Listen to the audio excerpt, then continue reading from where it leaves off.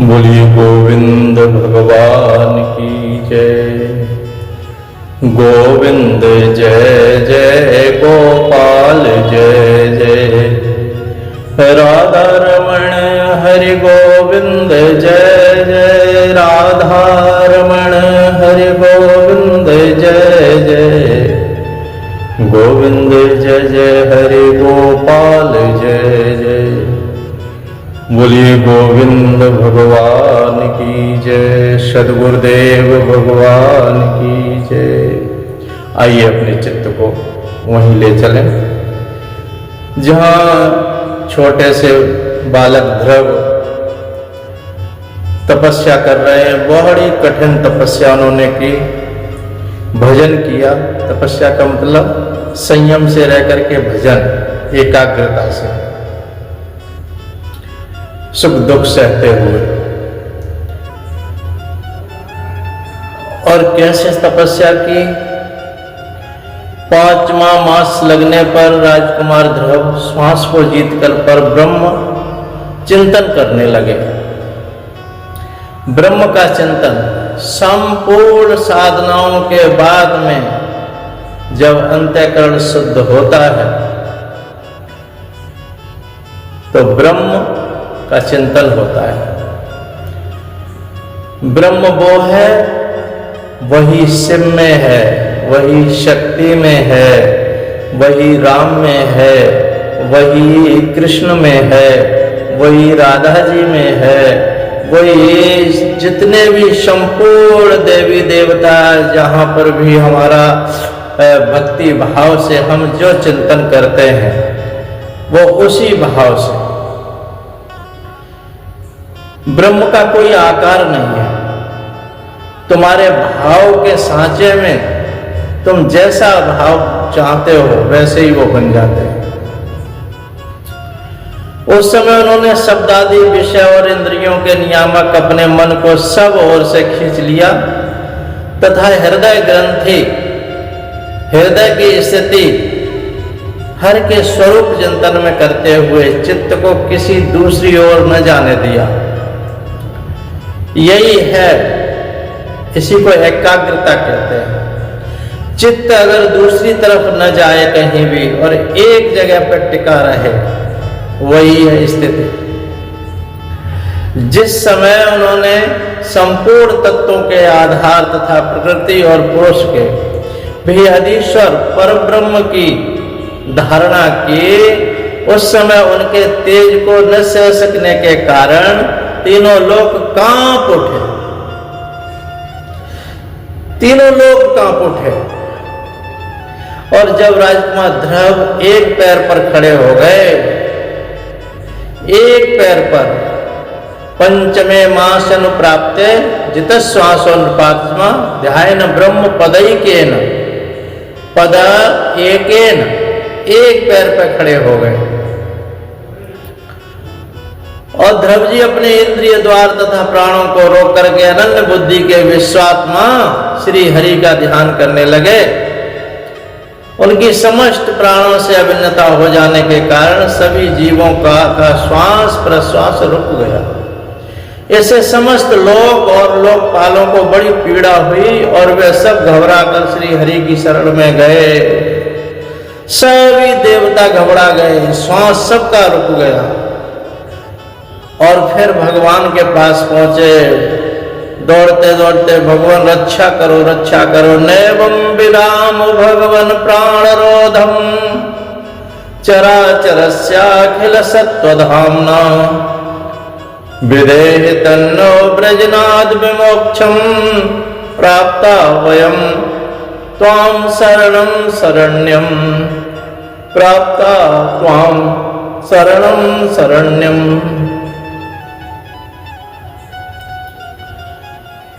देवताओं ने कहा, भगवान समस्त स्थावर जंगम जीवों के शरीरों का प्राण एक साथ ही रुक गया है। ऐसा तो हमने पहले कभी अनुभव ही नहीं किया था। आप शरणागतों के रक्षक हैं प्रभु, आप हमारी रक्षा करिए। हमारा श्वास नहीं आ रहा है और श्वास ना आवे तो कितने क्या स्थिति होती है व्यक्ति की। जिनको ऑक्सीजन कम होती है, जहां नहीं मिल पाती ऑक्सीजन, कहीं पहाड़ों के रास्ते जाओ तो ऑक्सीजन की कमी होती है, वहां पर कितनी वो एकदम ऐसा हो जाता है शरीर के अब पता नहीं प्राण निकल जाएंगे। तो वो सभी के सभी देवता भगवान की शरण में जाते हैं। भगवान ने कहा, देवताओं डरो मत, मां भैष्ट बालम तपसो दुरत्तयान नृत्य से प्रत्याग स्वधाम। अपने अपने धाम को चले जाओ, मैं डरो मत तुम। मेरा जो एक सेवक है, मेरा जो भक्त है, छोटा सा बच्चा, वो इतनी कठिन तपस्या कर रहा है, उसने प्राणों को रोक लिया है और समष्टि प्राणों को मिला, में अपने को मिला दिया। इसलिए ये सारा अवरोध हो रहा है और मैं अभी जाता हूं, उसको निवृत्त करता हूं। और भगवान आए, सहस्र शीर्षा ततो गरुत्मता मधोर, मधुवन में थे ना, पूजा कर रहे थे, ध्यान कर रहे थे, तपस्या कर रहे थे। सहस्र शीर्षा ततो गरुत्मता मधोर वनम भृत्य दिद्रच्छया गता। मधुवन में भगवान आए। और भगवान क्यों आए मधुवन में? दर्शन देने नहीं आए ध्रुव जी को। यहां दर्शन देने की बात नहीं लिखी है। दर्शन दिद्रच्छया आगता, दिद्रच्छया दृष्टुमेच्छा।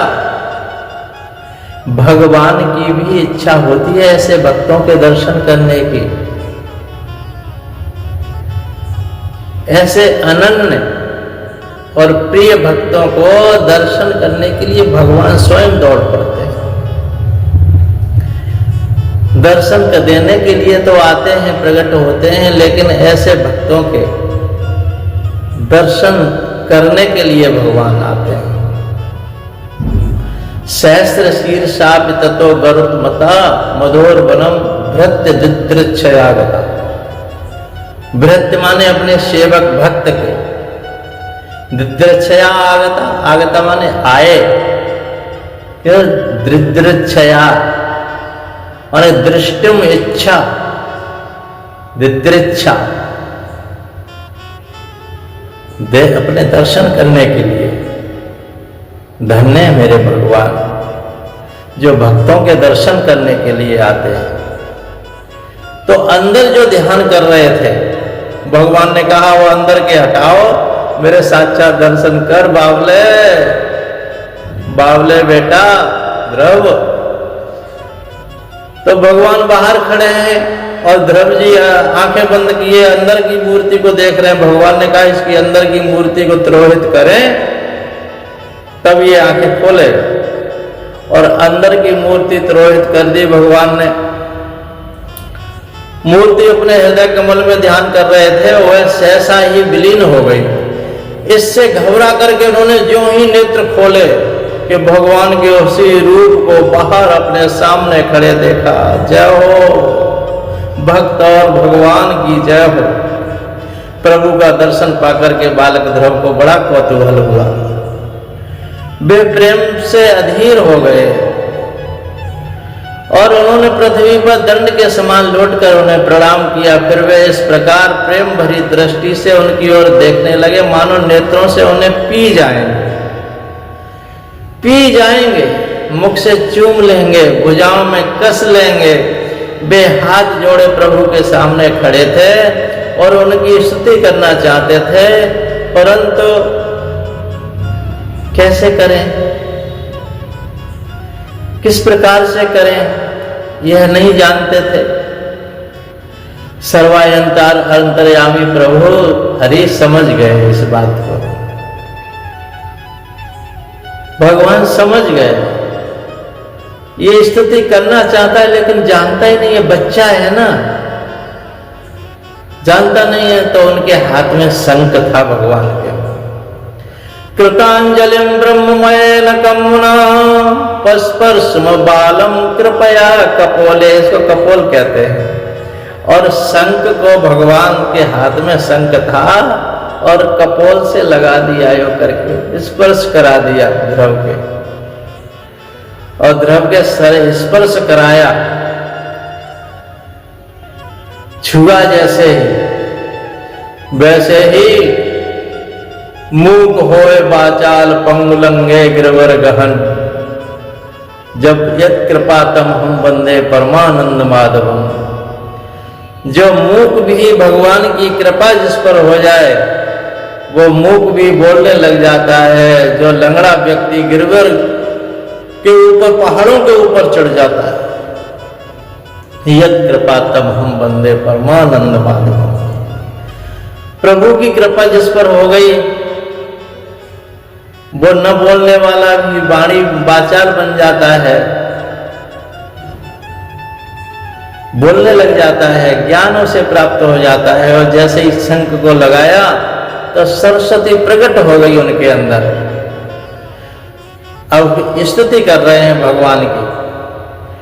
योऽन्तः प्रविश्य मम वाचमिमां प्रसुप्तां संजीवयत्खिल शक्तिधरा स्वधाम्ना, अन्यांश्च हस्तचरणश्रवणत्वगादीन् प्राणान् नमो भगवते पुरुषाय तुभ्यम्, प्राणान् नमो भगवते पुरुषाय तुभ्यम्। आप सर्व शक्ति संपन्न हैं, आप ही मेरे अंतःकरण में प्रवेश करके अपने तेज से मेरी इस सोई हुई वाणी को आपने जगा दिया, सजीव कर दिया। ये तो कुछ बोल ही नहीं पा रही थी, लेकिन ये अब कहां से, मैं भी आश्चर्य में पड़ा हूं कि ये श्लोक कहां से निकल रहे हैं, ये स्तुति कैसे निकल रही है, कहां से निकल रही है। वाणी को सजीव कर दिया आप प्रभु आपने, तथा हाथ पैर कान आदि अन्य इंद्रियां एवं प्राणों का भी चेतनता देते हैं आप। और आप अंतर्यामी भगवान को प्रणाम करता हूं प्रभु, ऐसे भगवान को मैं प्रणाम करता हूं जो संपूर्ण शरीर को चेतना आपसे ही मिल रही है।